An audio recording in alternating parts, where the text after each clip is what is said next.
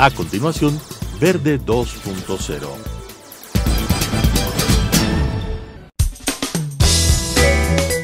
Clasificación A. Apto para todo público.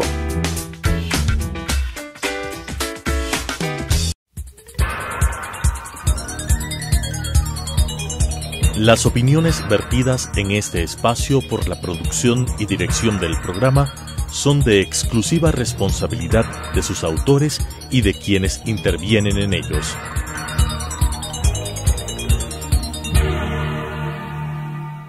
Telesucesos Canal 29 UHF presenta Verde 2.0, un programa de variedades sobre el acontecer ciudadano con la conducción de Claudia Arteaga. Verde 2.0. Candón, con quien queremos hablar sobre un libro que será lanzado el día 24 de marzo. Él es parte de la Universidad Andina Simón Bolívar, que apunta a todo lo que tiene que ver con los, no sé si se dice, Pablo, cibermuseo o cybermuseos quiteños. ¿Qué está pasando en estos tiempos de pandemia? ¿Cómo los museos de Quito y del Ecuador van sumándose a la corriente global de tener salas virtuales, espacios virtuales y de poder compartir su acervo cultural, sus reservas, su arte, sus historias a través del mundo digital? Gracias por estar con nosotros el día de hoy. Muchísimas gracias, Claudia. Es un gusto. Sí, los cibermuseos quiteños, este es un texto que lo vengo trabajando desde el año 2014-2015. Yo vengo realizando una investigación constante sobre cómo viene siendo la evolución de los museos en sus sedes web, que se las llama.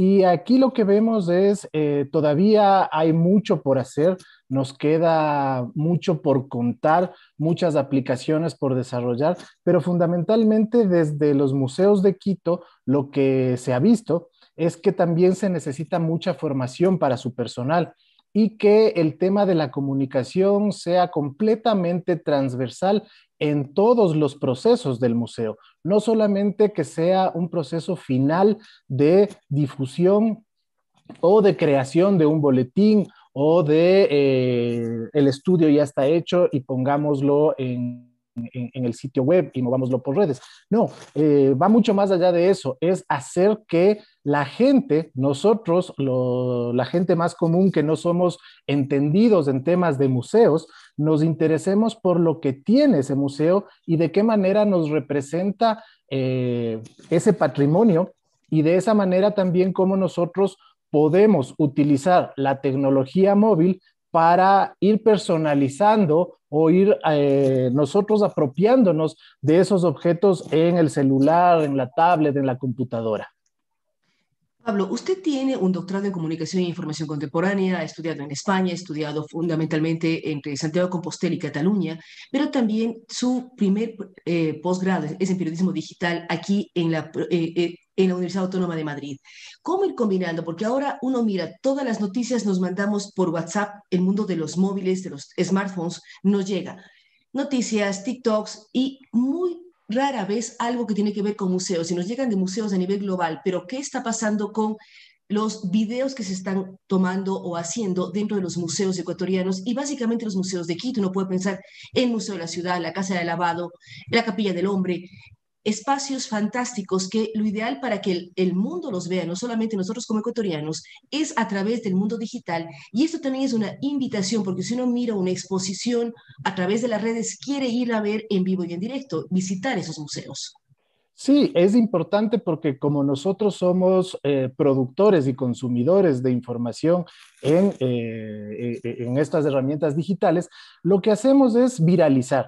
Pero en muchos casos lo que hacemos es viralizar de manera errada, porque lo único que hacemos es lo subimos a una cuenta de Facebook o a una cuenta de Twitter y pensamos que ya todos lo van a mirar. No, ahí hay que tener también una estrategia, hay que saber qué es lo que vamos a contar, qué elementos son los que queremos difundir. Y nosotros como consumidores, como visitantes, también tenemos que ser mucho más precisos de no querer grabar todo, sino que lo que hacen los cibermuseos, incluso para este tipo de actividades, es que nos entregan mucha información precisa para que nosotros podamos ir al espacio físico del museo pero ya con un aprendizaje, con una información ya consumida con anterioridad y que podamos ir a profundizar la contemplación del objeto, el estudio del cuadro, el análisis de la figura o de cualquiera de los objetos que están exhibidos en el museo.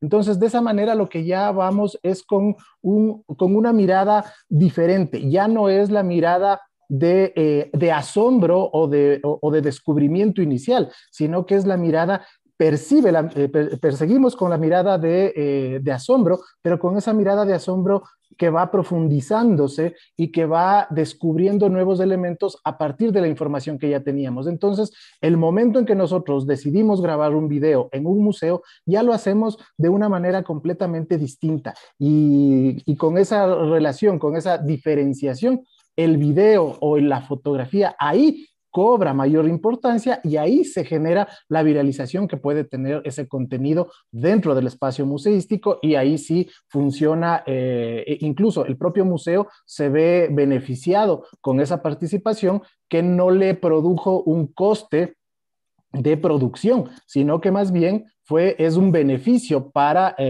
su reputación, para su imagen y para todo el contenido de objetos y de exhibiciones que tiene el museo. Está hablando de quienes visitamos los museos, cómo lo podemos hacer, la importancia de comunicar de una manera más adecuada las visitas de los museos de cualquier ciudadano en cualquier parte del mundo. Específicamente en Quito habría que ver qué herramientas más se les puede dar. Ahora, ¿qué deben hacer los museos en el siglo XXI, luego además de haber vivido la pandemia, el encierro, las puertas cerradas de museos, para que el conocimiento que encierran, el arte que encierran, la historia que encierran, se ponga en las redes sociales por parte de ellos, se viralicen los contenidos que ellos generen, no de quienes los visitamos? ¿Cómo trabajar desde el museo hacia la comunidad? Fundamentalmente, saber conocer a su comunidad, que ese es uno de los elementos que los museos lo vienen haciendo con el estudio de públicos. No todos lo tienen, pero paulatinamente se van haciendo o se han hecho.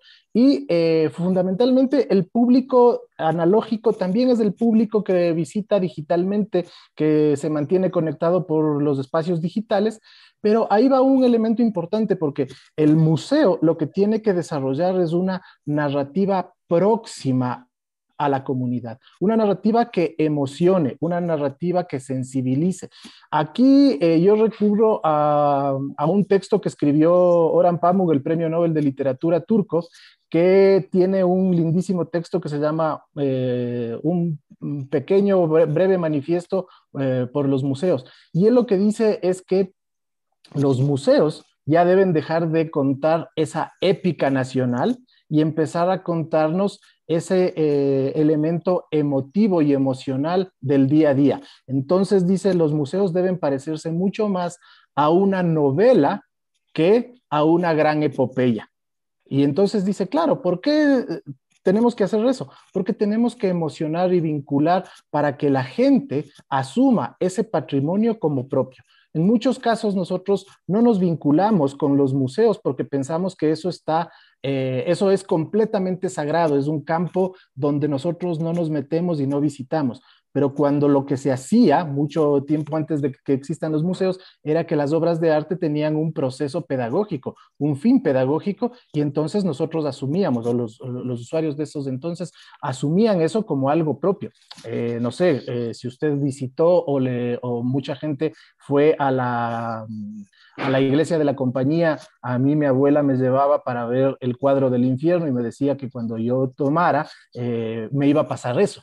Entonces, cada que tomaba se acordaba del cuadro del infierno, ¿sí o no? Exactamente, claro. Entonces, pero ¿cómo hacer eso? Porque somos nosotros como Ecuador, una sociedad que no lee mucho, lamentablemente. ¿Cómo vincular de esa manera? Porque si uno piensa en los bestsellers de Dan Brown, cuestionados por muchos, alabados por otros, pero el señor ha vendido millones de libros. En el uno es el Museo del Louvre, en donde se juega con las obras de Leonardo da Vinci. Entonces uno si lee el libro va, pero por ejemplo en Inferno, recorre Florencia y recorre Estambul. Y si uno va a los museos, se acuerda el libro que está leyendo. ¿Cómo hacer ese vínculo y esa apropiación de los espacios en base a historias vivas, no a historias pasadas, sino a historias de las que uno se involucró y quería saber si la máscara o el cuadro tal o el cuadro cualquiera que podamos conversar realmente nos influencia? Si uno piensa en Holanda y piensa en los grandes museos holandeses, uno va uniéndoles a historias que ha leído, a historias que ha escuchado, a historias que ha visto en películas. ¿Cómo dar ese paso y cómo lograr ese involucramiento en el caso ecuatoriano? Porque uno, no somos grandes lectores y dos, no hay tantas novelas ni tantas historias reflejadas o que tienen como escenografía los museos ecuatorianos. Sí, ahí lo importante es eso que usted ha dicho, que es completamente claro. No somos una nación o un pueblo de lectura, pero somos completamente gráficos, somos icónicos. Entonces, necesitamos aprender a narrar con imágenes. Entonces, ahí el elemento de cómo yo utilizo esta narrativa gráfica para contar algo y para hacer que mi usuario del museo se meta en esa narrativa. Ahí tenemos herramientas múltiples. Un elemento fundamental, por ejemplo, lo que tiene el Museo de Van Gogh en su plataforma digital, uno puede jugar con las cromáticas de los cuadros, solamente con un desarrollo chiquito, muy sencillo, que lo que hace es las gradaciones de cromática del cuadro. Y uno aprende y está trabajando, haciendo una interacción con ese cuadro. Entonces, ahí tengo ya una narrativa en la que yo me involucro. Eso es lo que no estamos generando desde los museos quiteños ni desde los museos ecuatorianos, porque lo único que hacemos es decirle al usuario lo que doctamente el museo sabe, pero no le dice de qué manera puede descubrir el propio usuario con sus itinerarios y sus necesidades para que él se convierta en esa persona experta en esa temática, por ejemplo. Entonces, por ejemplo, podríamos trabajar en la configuración o en dibujar una Virgen de Quito o buscar cuáles son las 11 vírgenes de Quito que talló Legarda, basado en sus 11 sobrinas, que fueron los modelos de las caras de las vírgenes de Quito. Entonces, por ejemplo, hacer ese tipo de juegos es importante para generar ese interés, para tener una pedagogía mientras se va descubriendo, y ahí está la narrativa. Entonces, ahí los museos están completamente retados a generar este tipo de formas, en este caso serían fuera de lo común para ellos, porque siempre han estado acostumbrados a la mediación de un guía para que nos explique, nos cuente y nos vaya descubriendo los elementos, cuando ahora lo que tenemos es un dispositivo, una herramienta digital con la que ya podemos aprender eso e ir directamente a lo que a nosotros nos interesa, pero podemos descubrir otros elementos que son importantes de aprendizaje también y completamente diferenciadores para cada uno de los públicos. Los niños necesitan aprender ciertos elementos dentro de un museo, los investigadores requieren otro tipo de profundización en los museos y quienes visitamos por primera vez queremos fijarnos en otros elementos, por ejemplo. Entonces, de esa manera, sí tenemos estas formas de ir narrando con las herramientas y aquí también es necesario saber qué herramientas son las que me funcionan a mí como museo para el público que yo tengo. Entonces, de esa manera, tengo la relación con la comunidad y lo hago más cercano. ¿Cómo ir como país, como museos que están, la gran parte son museos públicos, pertenecen o al Estado o a los municipios, dependiendo de los casos? ¿Cómo ir logrando este paso a la tecnología? Usted bien nos menciona el tema de los mediadores. Antes siempre buscábamos un guía o un instructivo escrito para. Después teníamos los audífonos que nos narraban un poco las historias. Pero de allí a los tablets, en la Casa Batlló, por ejemplo, en Barcelona, uno, de acuerdo a la tablet que le daban, enfocaba ciertas zonas o ciertos puntos y veía históricamente en la tablet cómo había sido en la historia, en las imágenes y todo lo demás. Y son espacios absolutamente lúdicos. Uno puede pensar en el Pompidou o puede pensar en el propio Guggenheim, en donde niños y adolescentes no solamente es que van a ver la obra, sino van a jugar y a divertirse en el museo.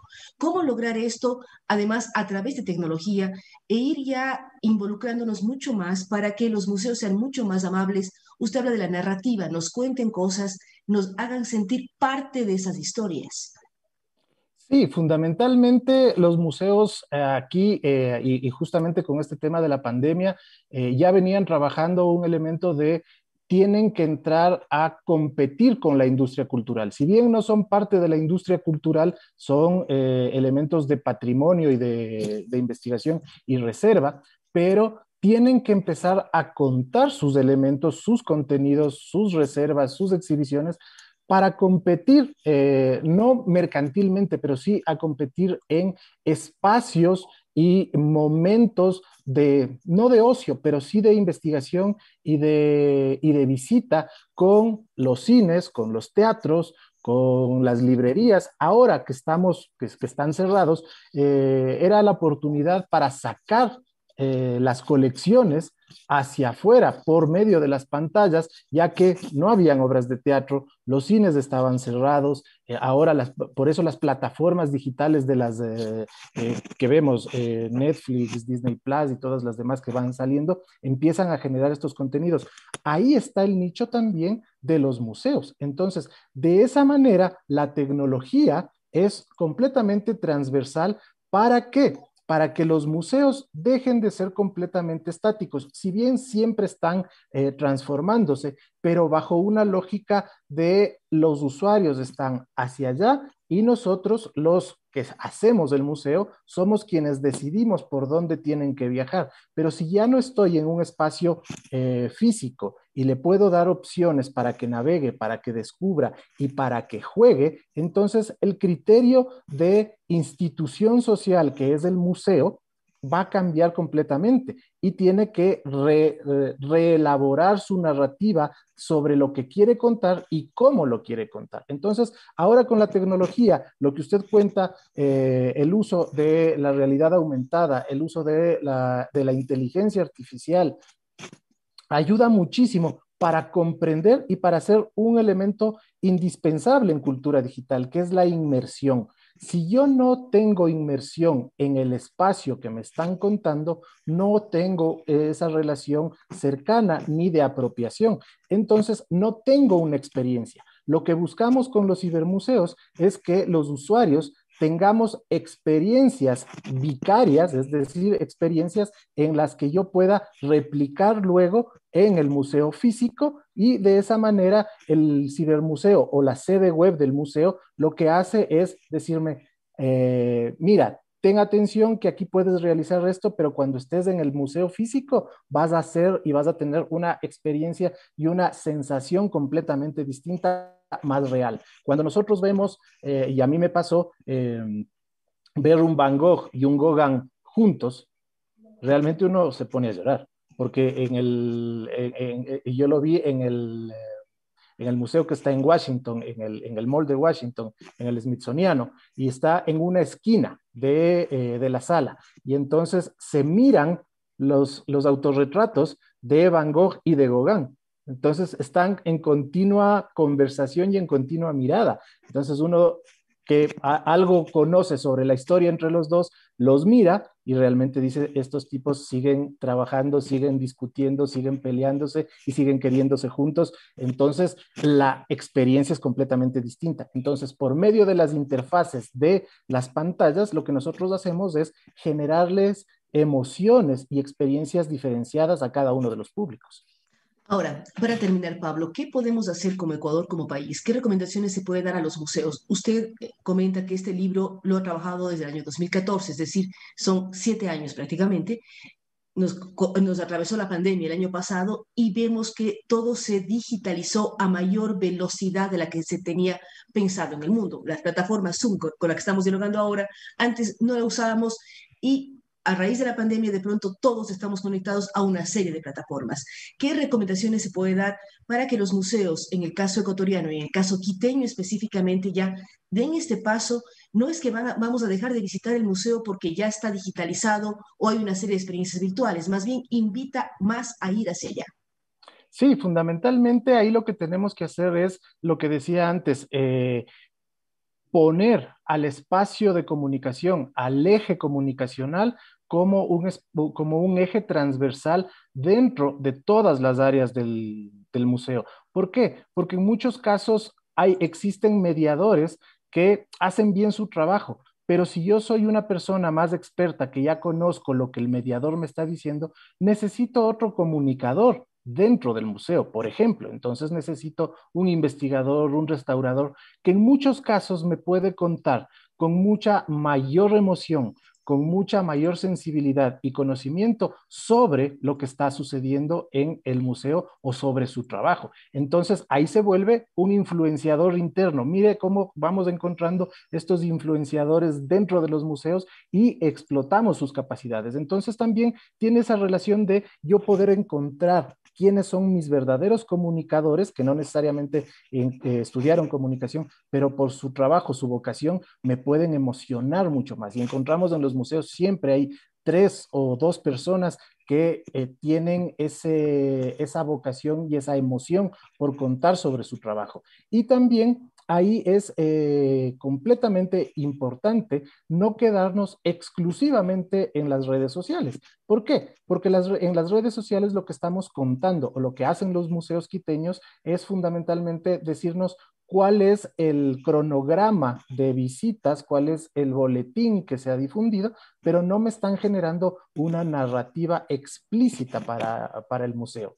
Lo que hace o lo que hacía el Museo Louvre hasta antes de la pandemia, todos los miércoles, me parecía, hacían una transmisión por Instagram mezclando obras musicales, mezclando obras de danza por salas. Entonces potenciaban una forma de visita diferenciadora y la gente, la audiencia era de miles de personas conectadas a ese Instagram viendo esos relatos multimedia. Y esto, hacerlo más multimedia, sacar los contenidos hacia afuera y hacer que nosotros como usuarios nos impliquemos y vayamos descubriendo y propongamos nuestros propios itinerarios dentro de las visitas de los museos. Es decir, soltarse un poco más de la jerarquía de nosotros los museos somos los que contamos y sabemos todo sobre el museo, pero también hay conocimientos de la comunidad,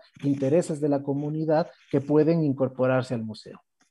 Muchísimas gracias, Pablo. Gracias por haber aceptado la entrevista. Vamos a estar pendientes de la presentación este día 24 de marzo. Recordamos a ustedes que hemos dialogado con Pablo Escandón. Él es catedrático de la Universidad Andina Simón Bolívar y nos está entregando el libro Cibermuseos Quiteños, Estado y Propuesta de la Comunicación Digital. Es importantísimo lo que nos dice y es importantísimo también que todos quienes vivimos en Quito, somos ecuatorianos, conozcamos más de los museos, hagamos relatos de los museos y demostremos que realmente apreciamos que estos centros de cultura, estos centros de historia, deben ir más allá, salir de sus paredes y estar más vinculados con toda la comunidad a través de los relatos y la narrativa que Pablo menciona en su libro. Nuevamente, gracias a ustedes por acompañarnos. Nos vemos en una semana más aquí en Verde 2.0. Las opiniones vertidas en este espacio por la producción y dirección del programa son de exclusiva responsabilidad de sus autores y de quienes intervienen en ellos.